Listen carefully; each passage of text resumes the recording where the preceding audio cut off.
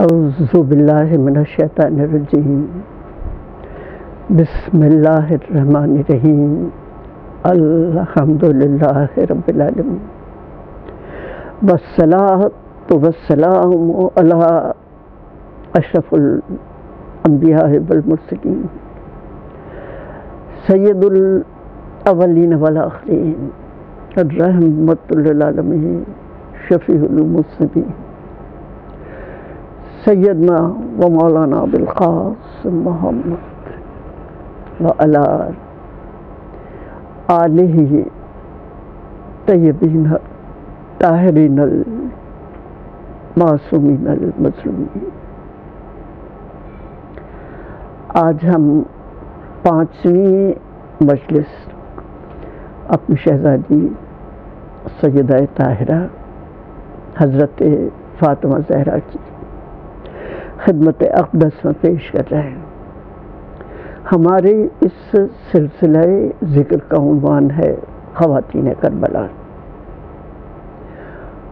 آج کے ذکر کو شروع کروں گی جناب رسالت مآب صلی اللہ علیہ وآلہ وسلم کے مشہور قول سے کہ آپ نے فرمایا حسین مجھ سے ہے اور میں حسین سے ہوں۔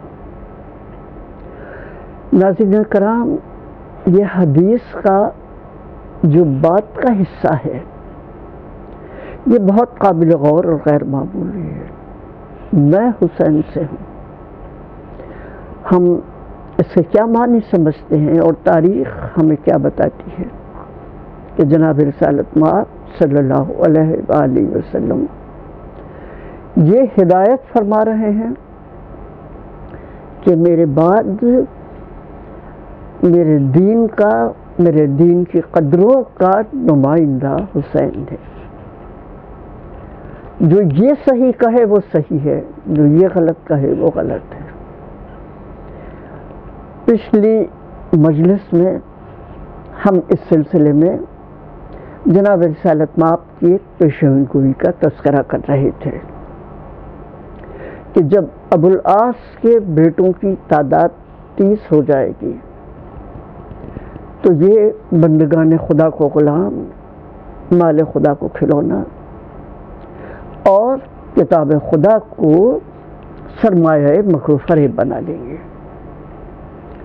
اب دیکھیں، جو ظاہر ہے سیاسی طور پر ظلم کیا جاتا ہے، بندگان خدا سے آزادی کا حق چھین لیا جاتا ہے۔ یہ حق چھین لیا جاتا ہے کہ وہ اپنی زندگی کا راستہ خود متعین کریں، بلکہ ان کو اس بات پر مجبور کیا جاتا ہے کہ جیسی حکمرانوں کی مرضی ہو وہ اسی کے مطابق اپنی زندگی کو ڈھال لیں۔ دوسرا، جس وقت مالی لوٹ کھسوٹ کر کے طبقاتی نظام قائم کر دیا جاتا ہے کہ ایک طبقہ انتہائی مفلس رہ جاتا ہے اور ساری دولت محض ایک طبقے کی جاگیر بن جاتی ہے۔ تو دیکھیں، یہ انحرافات ایسے ہیں کہ بہرحال یہ مظالم کتنے بھی بڑھ جائیں انسان میں احتجاج کا جذبہ باقی رہتا ہے، یعنی ان حالات کے خلاف احتجاج کا، ان حالات کے خلاف نفرت کا جذبہ باقی رہتا ہے، خواہ اس کا اظہار کر سکیں یا نہ کر سکیں۔ لیکن تیسری بات جو ہے وہ سب سے زیادہ خطرناک اور سب سے زیادہ کاری حربہ ہے انسانیت کے خلاف، کتاب خدا کو سرمایہ مکر و فریب بنا لینا۔ اب ظاہر ہے ہمارے ناظرین سوچ رہے ہوں کتاب خدا تو کتاب ہدایت ہے، سچائی کی کتاب ہے، اسے سرمایہ مکر و فریب کیسے بنایا جا سکتا ہے؟ لیکن دیکھیے، میں مثالیں بیان کرتی ہوں کہ ہم پڑھتے ہیں کلام پاک میں کہ خداوند عالم کا اطاعت کرو، اللہ کی، رسول کی اور اولو الامر کی۔ اب اس زمانے کے ہم حالات دیکھیں تو اولو الامر کے معنی بدل دیے گئے، یعنی یہ اس کے معنی پہنائے گئے کہ اللہ کی اطاعت کرو۔ ظاہر ہے اس سے تو مفر ممکن ہی نہیں، صحیح یا غلط، اعتراف تو کرنا ہی ہوتا ہے. رسول بھی ناقابل ظاہر ہے کہ ان کی بھی اطاعت کے متعلق کچھ نہیں کہا جا سکتا، اس لیے کہ تخت تو رسول کے ہی نام پہ حاصل کیا ہے. یہ جو ہے اولو الامر کے لیے کہا گیا کہ جو حاکم ہو اس کی اطاعت کرو. ناظرین محترم، اب سوچیے حاکم کی اطاعت کرنا. محض ایک مثال میں بیان کروں گی. ایک زمانہ ہے حضرت موسیٰ اللہ کے نمائندے بن کے آئے ہیں اور حاکم فرعون ہے. اب آپ خود بتائیں کہ اگر اولو الامر کی یہی ڈیفینیشن ہے تو آپ موسیٰ کی اطاعت کریں گے کہ فرعون کی اطاعت کریں گے؟ اگر ہم اولو الامر اسی کو مانیں جو تخت حکومت پر بیٹھا ہے تو پھر تو اس کا منطقی نتیجہ یہ نکلتا ہے کہ واجب الاطاعت موسیٰ نہیں فرعون ہے.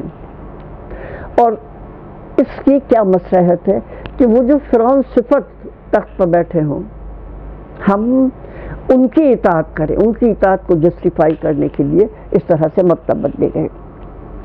پھر کچھ عقائد، کچھ فلسفے رواج دیے گئے. ایک عقیدہ جبریہ کہلاتا ہے. اب دیکھیے، ہم جانتے ہیں کہ اللہ کے پاس ساری طاقت ہے، کل طاقت اللہ کے پاس ہے. اس کے حکم کے بغیر پتہ بھی نہیں ہل سکتا ہے. اب اس کو اس طرح سے تبدیل کیا گیا کہ جب ساری طاقت اللہ کے پاس ہے تو جو برائی ہوتی ہے وہ بھی اللہ کی وجہ سے ہوتی ہے، اللہ کی یعنی مرضی سے ہوتی ہے. اچھائی ہوتی ہے وہ بھی اللہ کی مرضی سے ہوتی ہے. اگر علی شہید ہو گئے تو وہ اللہ کی مرضی تھی، اگر معاویہ کو تخت مل گیا تو وہ اللہ کی مرضی تھی.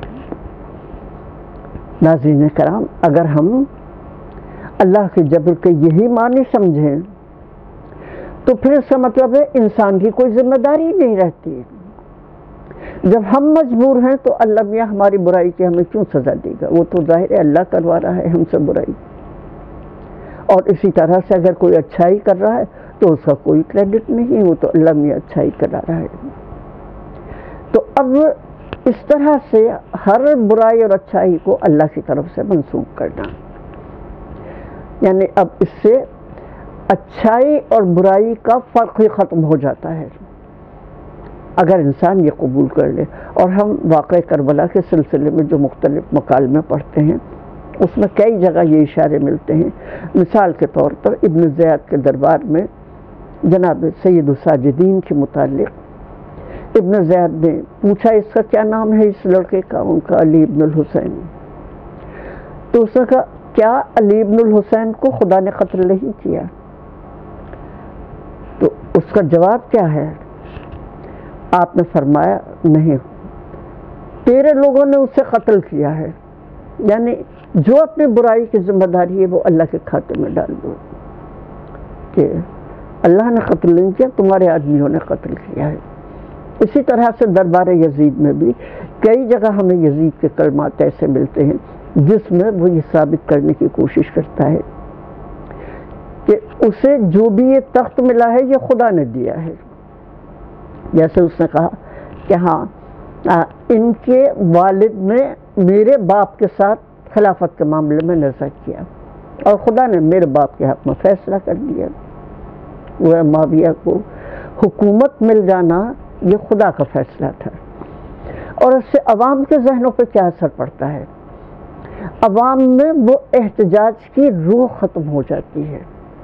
جیسے میں نے عرض کیا کہ پہلے دو مظالم کے سلسلے میں تو انسان کے دل میں وہ احتجاج کی روح زندہ رہتی ہے، لیکن اگر وہ یہ یقین کر لے کہ یہ تو اللہ کی طرف سے ہے تو پھر انسان ہر برائی کو اللہ کی رضا سمجھ کے، اللہ کا فیصلہ سمجھ کے قبول کر لیتا ہے.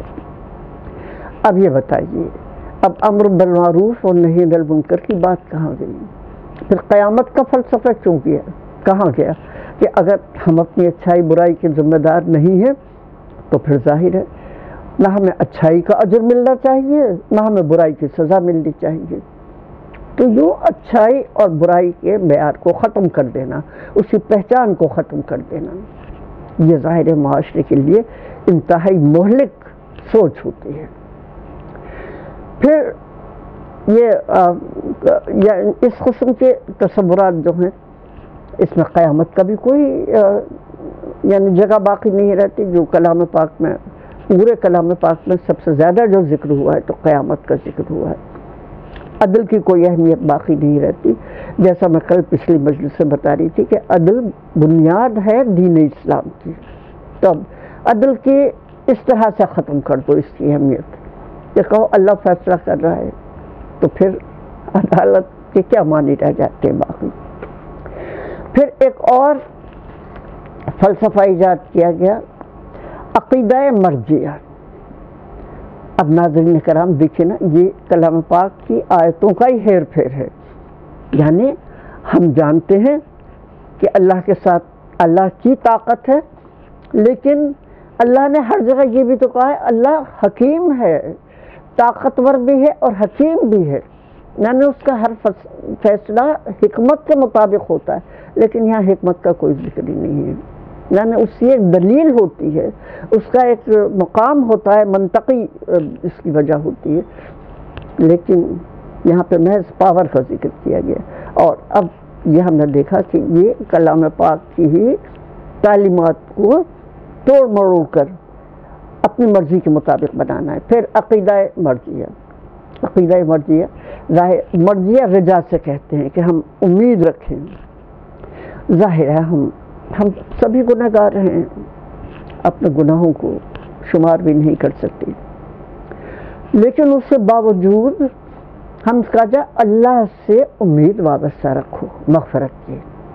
جیسے کہا گیا اے میرے وہ لوگوں, وہ بندوں جنہوں نے اپنے نفس پر ظلم کیے ہیں, اللہ کی رحمت سے مایوس نہ ہونا. اللہ سب کی مغفرت کرنے والا ہے کہ اللہ سے امید کو وابستہ رکھو. کلام پاک کی بات ہے. اب اسے کس طرح سے دوسرے رنگ دیے گئے کہ جب اللہ سے امید وابستہ رکھو تو کوئی کتنا ہی فاسق و فاجر ہو, کوئی کتنا ہی بڑا گنہگار ہو, لیکن اللہ سے مغفرت کی امید رکھنی چاہیے.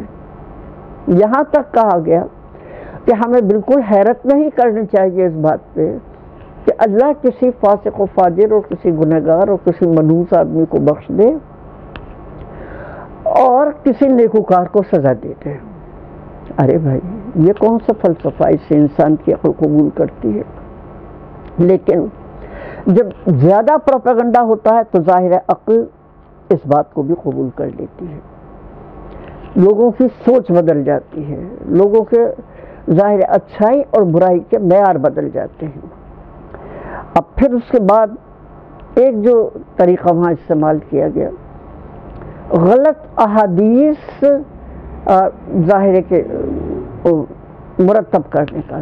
یہ تو ہم نے کلام پاک کے سلسلے میں دیکھا کہ کلام پاک سے کیا کھیل کیا گیا ہے, کس طرح سرمایہ مکر و فریب بنایا گیا ہے کلام پاک کو.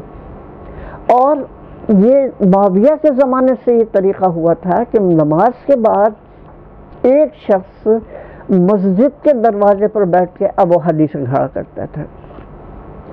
اور وہ حدیثیں کیا ہوتی تھیں کہ ان اقوال کے ذریعے, ان جھوٹے اقوال کے ذریعے جو جناب رسالت مآب سے منسوب کیے جائیں, کسی طرح ظالم حکمرانوں کی حرکتوں کو جسٹیفائی کیا جا سکے.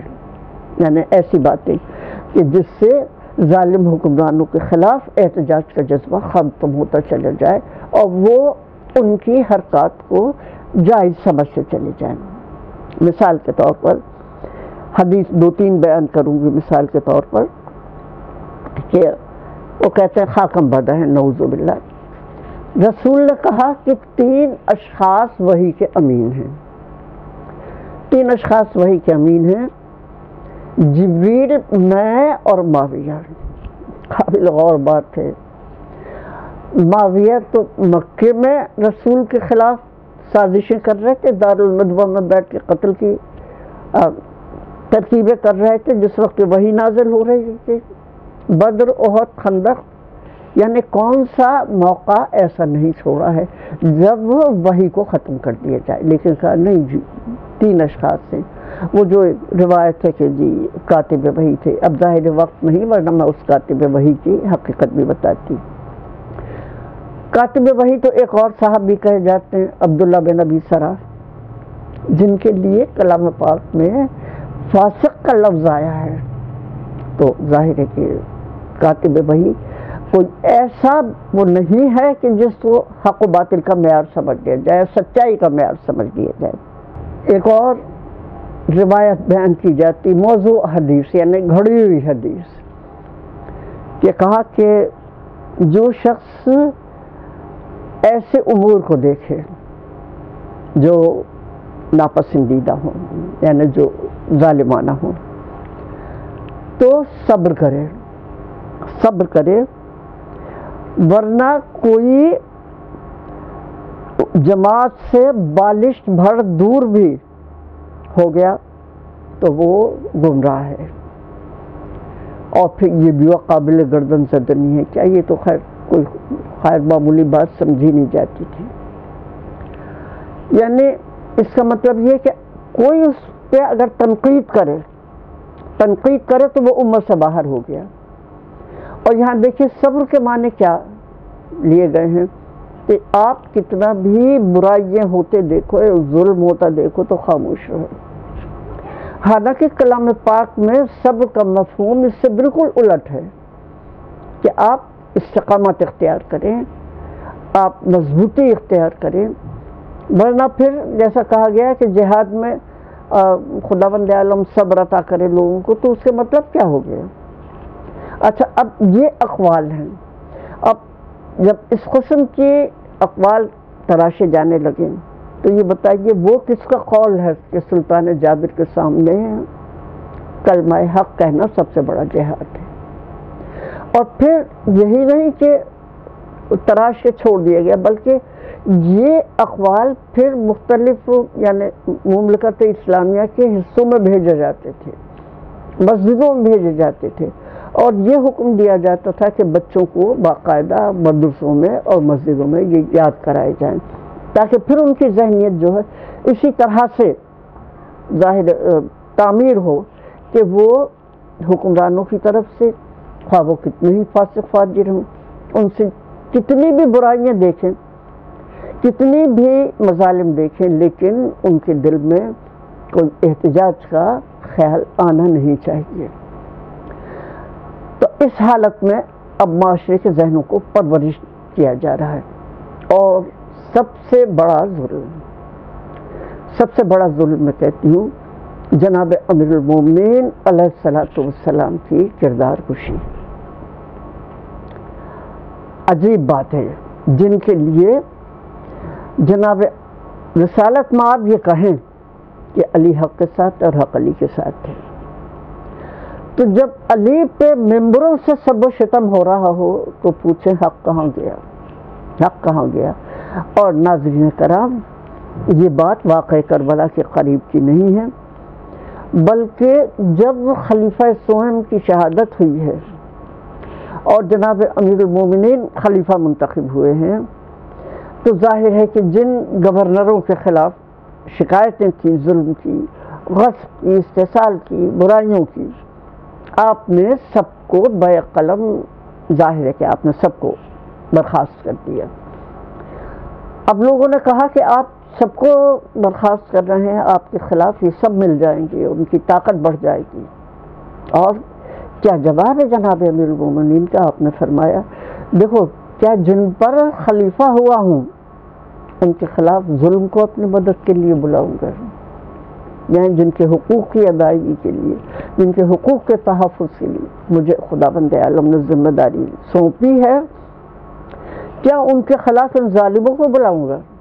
اور پھر یہ سب لوگ معاویہ سے جا ملے، اور معاویہ نے آپ کی خلافت کو ماننے سے انکار کر دیا۔ ظاہر ہے معاویہ دوسری خلافت کے زمانے سے شام کے گورنر رہے تھے، اور یہ علاقے شام کے جو تھے یہ معاویہ اور معاویہ کے ایک بھائی یزید بن ابو سفیان، انہوں نے ہی فتح کیے تھے، اور اس وعدے کے ساتھ فتح کیے تھے کہ جو علاقہ فتح کرے گا وہ وہاں کا حکمراں ہوگا۔ تو ان کی ظاہر ہے کہ گورنری بہت مضبوط ہو چکی تھی۔ اب انہوں نے یہ پروپیگنڈا کرنا شروع کیا جناب امیر کے متعلق کہ یہ علی نے خلیفہ معصوم کو قتل کر دیا تاکہ حکومت اس سے چھین سکے۔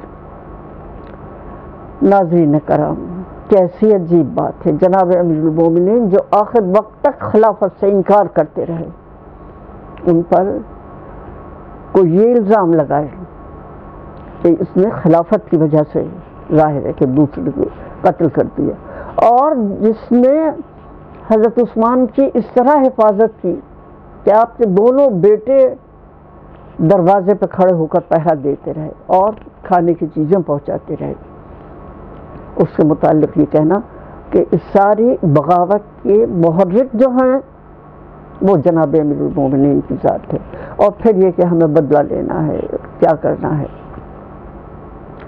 اب عام لوگوں کو جن کچھ حقائق کی خبر نہیں ہوتی انہیں مشتعل کرنا بڑا آسان ہوتا ہے، اور جبکہ وہ حکومت کرنے والوں کو ظاہر آل امیہ کو دین کا اصلی نمائندہ سمجھتے تھے، اور یہی انہیں پٹی پڑھائی گئی تھی۔ تو اب جب اس طرح سے جو حق کا نمائندہ ہو اس کی شخصیت کو اتنا مجروح کیا جائے تو اس سے معاشرے پہ کیا اثر پڑے گا۔ یہ جناب امیر المومنین کی خلافت سے یہ پروپیگنڈا شروع ہو گیا تھا، یہاں تک کہ واقعہ کربلا کے وقت نہیں بلکہ جنگ صفین کے وقت، جنگ صفین تو مولا کی ظاہر ہے کہ خلافت کے زمانے میں ہوئی ہے، لوگوں کی ذہنیتوں کا یہ عالم ہو گیا تھا، لوگوں کی سوچ اتنی بدل گئی تھی کہ ایک شخص جناب امیر کے پاس آیا اور آن کے کہنے لگا کہ دونوں طرف کلمہ پڑھا جا رہا ہے، یہ بتائیے ہم یہ کیسے طے کریں کہ سچ پہ کون ہے جھوٹ پہ کون ہے۔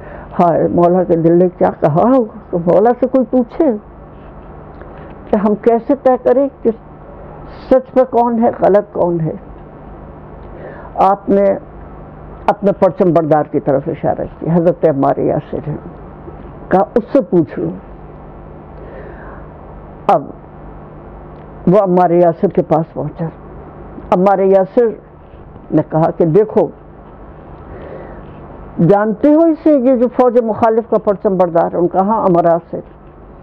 انہوں نے کہ میں اس سے 3 دفعہ رسول کی زندگی میں لڑا ہوں، یہ کفار کی طرف تھا اور میں اللہ کے رسول کی طرف تھا، آج میں علی کی طرف ہوں، یہ معاویہ کی طرف ہے۔ گویا آج بھی وہی حال ہے، آج بھی وہی حقیقت ہے کہ سچائی کی طرف علی ہے جس کی طرف میں نظر آ رہا ہوں، اور غلطی کے اوپر علی کے دشمن ہیں۔ تو جب جناب امیر کی زندگی میں ذہنیتیں اتنی بدل جائے تو پھر ظاہر ہے واقعہ کربلا تو جناب امیر المومنین کی شہادت کے 20 سال بعد رونما ہوا ہے، اس وقت لوگوں کے ذہن کی کیا عالم ہوگا۔ اور اسی لیے ہم بعض اوقات کچھ آوازیں سنتے ہیں تاریخ میں جو ہمیں ملتی ہیں کہ جب حضرت مسلم کو ابن زیاد کے دربار میں لے جایا گیا تو آپ ایک آواز آئی، تم خلیفہ برحق کی اطاعت کیوں نہیں کر لیتے؟ خود میدان کربلا میں لوگ امام حسین سے کہہ رہے ہیں تم خلیفہ برحق کی اطاعت کیوں نہیں کر لیتے؟ یعنی اتنی سوچ بدل گئی تھی۔ اب اس سوچ کو بدلنا تھا، کتنا بڑا مسئلہ تھا۔ جیسا کل کی مجلس سے ہم بیان کر رہے تھے کہ حسین نے اسلام کو زندہ کیا ہے، یہ ظاہر ہے کہ یہ اکثر کہا جاتا ہے، تو اب اسلام تھا کہاں اسلام تھا؟ اب پھر سے انہی قدروں کو زندہ کرنا، پھر سے ان بنیادی تعلیمات کو زندہ کرنا، یہ کتنا بڑا مسئلہ تھا، اور یہ کون کر سکتا تھا؟ وہی جس کے لیے رسول نے فرمایا تھا میں حسین سے ہوں، حسین مجھ سے ہے اور میں حسین سے ہوں۔ اور یہی وجہ ہے کہ نہ صرف آپ انکار بیعت کرتے ہیں بلکہ آپ پوری یہ پلاننگ کرتے ہیں کہ اس انکار بیعت کا اعلان بھی ہونا چاہیے، آپ انکار بیعت کے باوجود بھی امن و امان کی زندگی گزار سکتے تھے. یعنی مشکل ہوتی لیکن ناممکن نہیں تھی. آپ کے دوست، آپ کے رشتہ دار آپ کو مشورہ دے رہے ہیں آپ گمنام علاقوں میں چلے جائیے، آپ ایک شہر سے دوسرے شہر تبدیل ہوتے رہیے، آپ مکے میں ہی قیام کیجیے، یہ جو ہے دارالامن ہے. لیکن امام ہر بات کے جواب میں کہتے ہیں نہیں، میں عراق ضرور جاؤں گا. اور ابن عباس جب یہ ساری ترکیبیں بتانے کے بعد جب یہ قائل ہو گئے کہ امام حسین اب اپنے ارادے کو چھوڑنے والے نہیں ہیں، اور ظاہر ہے کہ اگر امام حسین نہیں بولتے تو اور کون بولتا، اب حسین کو بولنا ہی تھا. تو پھر ابن عباس نے دیکھا کہ اونٹوں کے اوپر کجاوے بھی ہیں اور خواتین بھی بیٹھی ہیں اور بچوں کی آوازیں بھی آ رہی ہیں. ابن عباس نے کہا تو اگر آپ شہید ہونے کا طے کر چکے ہیں تو انہیں کیوں لے جا رہے ہیں؟ اور امام نے فرمایا خدا چاہتا ہے کہ یہ اس کی راستے میں قید کی جائیں. حضرت عبداللہ بن جعفر جناب زینب کے شوہر بھی جب یہ سنا انہوں نے کہ حسین مکہ چھوڑنے والے، تو مکے آپ نے اپنے بیٹے کو خط دے کے بھیجا کہ خدا کا واسطہ ہمیں اس میں اپنے خاندان کی تباہی نظر آ رہی ہے، آپ چلے گئے تو دنیا سے روشنی رخصت ہو جائے گی. امان نامہ لے کر پہنچے اور اب امام عالی مقام سے اصرار کر رہے ہیں کہ آپ نہ جائیے. امام نے فرمایا میں نے رات اپنے نانا کو خواب میں دیکھا کہ حسین عراق کی طرف روانہ ہو چکا. اب کسی کو کچھ کہنے کی گنجائش نہیں تھی. عبداللہ بن جعفر بیمار تھے، نہیں جا سکتے تھے. اپنے 2 بیٹوں کو امام کے ساتھ چھوڑ کے، ماں بھی ساتھ ہیں، بی بی زینب جا رہی ہیں، بی بی زینب کے ساتھ 2 بیٹوں کو چھوڑ کر واپس مدینہ چلے جاتے. عبداللہ بن جعفر کیوں لے کے آئے تھے بیٹوں کو؟ بی بی کیوں لے کے جا رہی ہیں؟ یہ بچے تو اتنے چھوٹے ہیں کہ میدان جنگ میں جانے کے بھی لائق نہیں ہے. اور دیکھ رہی ہیں بی بی ایک اور بہن رقیہ بنت علی ہیں جن کے 2 بیٹے باپ کے ساتھ چلے گئے تھے، 2 بیٹے ان کے ساتھ جا رہے ہیں، کم سے بیٹے ہیں. راستے میں رقیہ بنت علی کو شوہر حضرت مسلم کی شہادت کی خبر بھی ملتی ہے، بیٹوں کا کچھ پتہ نہیں چلتا. علی کی بیٹیاں ہیں، حق کے راستے میں قربانی دینے کی منزل ہے. اور میدان کربلا میں امام علی مقام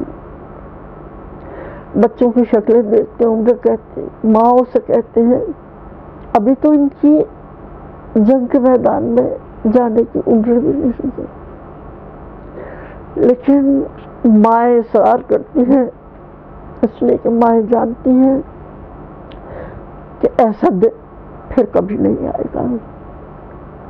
میں